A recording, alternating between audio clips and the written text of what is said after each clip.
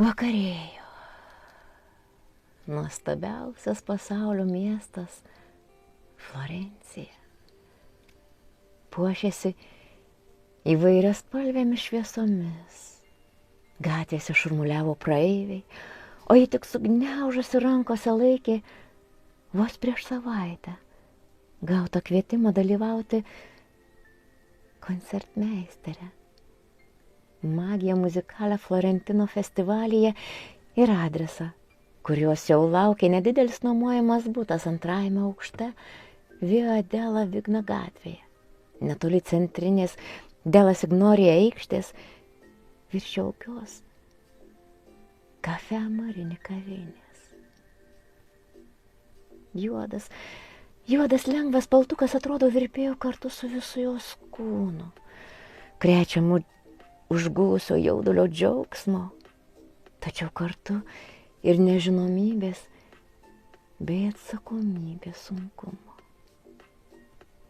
Nors vilionės kuo greičiau pamatyti puošnius muziejus, galerijas, kuriuose eksponuojami unikalūs meno šedevrai, dailiai išpuoštus pastatus, paklaidžioti žavumu alsuojančiomis gatvėmis ir įsilieti į miesto svečių bei gyventojų šurmulį, kaitino širdį, bet įkyrios mintys, ar susidoros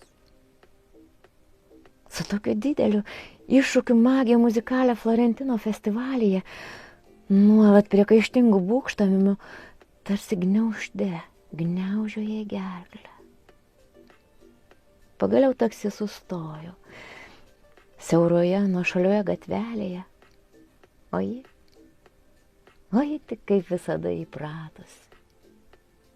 Mandagiai nusišypsojo ir padėkojusi garsiai trinktelėjo geltonas taksi mašinos dureles. Sunkiai, mediniais laiptais tempdama didelį, tamsiai mėlyną lagaminą, jų užuodė atsklindantį gardžiai svaigų kepamų bandelių kvapą.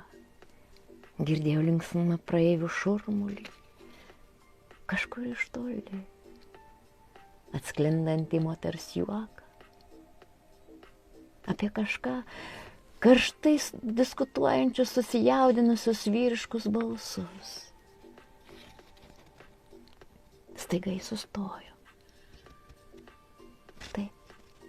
Taip paprastai laiptų viduryje, pasitaisė įsitaršiusi tamsiai rudų plaukų kuodelį, pakėlė į viršų smakrą,